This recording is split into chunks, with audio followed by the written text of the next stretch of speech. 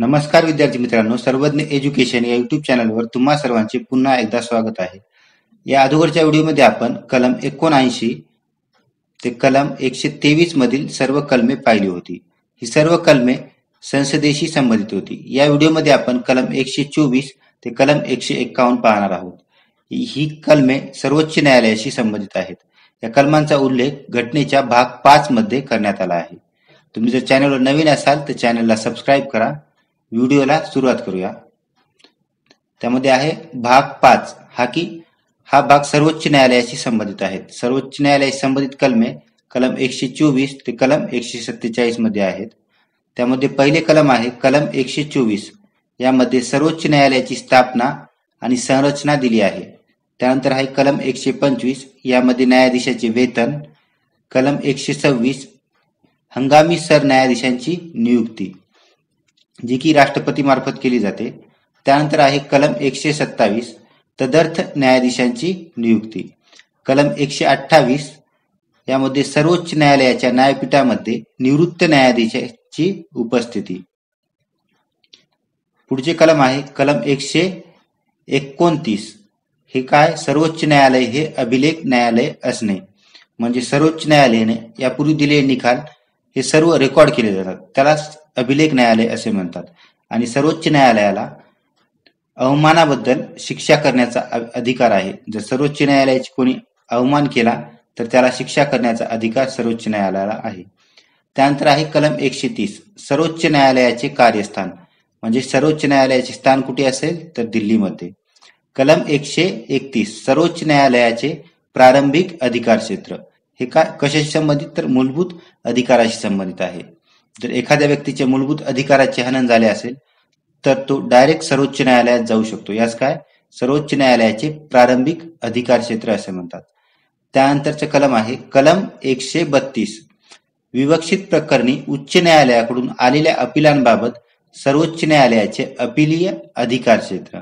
कलम 133 मध्ये दिवाणी प्रकरणांमध्ये उच्च न्यायालयाकडून आलेल्या अपिलांबाबत सर्वोच्च न्यायालयाचे अपील अधिकार क्षेत्र.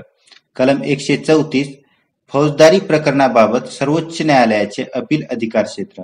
यामध्ये 3 अधिकार क्षेत्राची उल्लेख केला आहे. एक म्हणजे उच्च न्यायालयाकडून येणारे, दुसरे दिवाणी प्रकरणांचे आणि तिसरे आहे फौजदारी प्रकरणांचे अपीलीय अधिकार क्षेत्र. त्यानंतर पुढची कलमे पाहूया. कलम 135 यामध्ये फेडरल न्यायालयाचे विद्यमान कायद्याखालील अधिकार क्षेत्र व अधिकार सर्वोच्च न्यायालयाने वापरणे. कलम 136 अपील करण्यास सर्वोच्च न्यायालयाकडून विशेष अनुज्ञा. कलम 137 यामध्ये सर्वोच्च न्यायालयाचा न्यायालयीन पुनर्विलोकन करण्याचा अधिकार आहे. यानुसार असे घोषित करण्यात आले आहे की कोणताही न्यायिक निर्णय किंवा दिलेला आदेश त्यांचे पुनर्विलोकन करण्याचा अधिकार हा सर्वोच्च न्यायालय असेल. म्हणजे सर्वोच्च न्यायालयावर पूर्वीचे निर्णय हे बंधनकारक नसतील. त्यानंतर आहे कलम 138 सर्वोच्च न्यायालयाच्या अधिकाराची वृद्धी. म्हणजे सर्वोच्च न्यायालयाचे अधिकार क्षेत्र वाढवायचं असेल तर असा अधिकार संसदेला आहे. त्यानंतर कलम 139 विशिष्ट प्राधिलेख काढण्याचे अधिकार सर्वोच्च न्यायालयास प्रदान करणे. त्यानंतर कलम 139A विवक्षित प्रकरणे हस्तांतरित करणे. कलम 140 सर्वोच्च न्यायालयाचे अनुषंगिक अधिकार.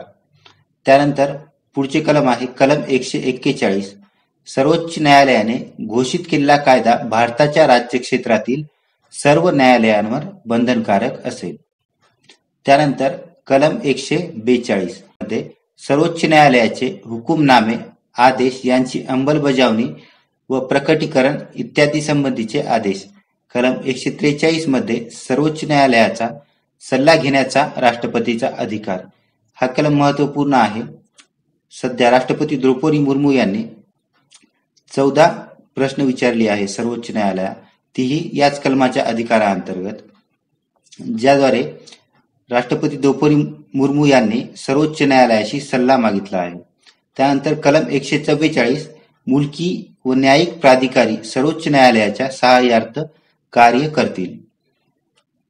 त्यानंतर पुढचे कलम आहे कलम 145 यामध्ये न्यायालयाचे नियम आणि इत्यादी संबंधी माहिती आहे. कलम 146 सर्वोच्च न्यायालयाचे अधिकारी, सेवक आणि खर्च.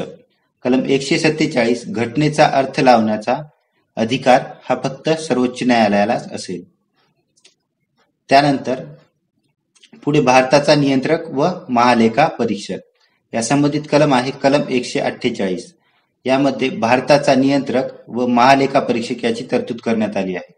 त्यानंतर कलम 149 नियंत्रक व महालेखा परीक्षक यांची कर्तव्य व अधिकार कलम 149 मध्ये दिली आहेत.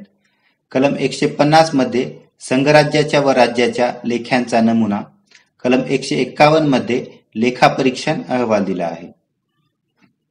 त्यानंतर या सेशनच्या PDF साठी सर्वज्ञ एज्युकेशन या टेलिग्राम चॅनलला जॉईन करा.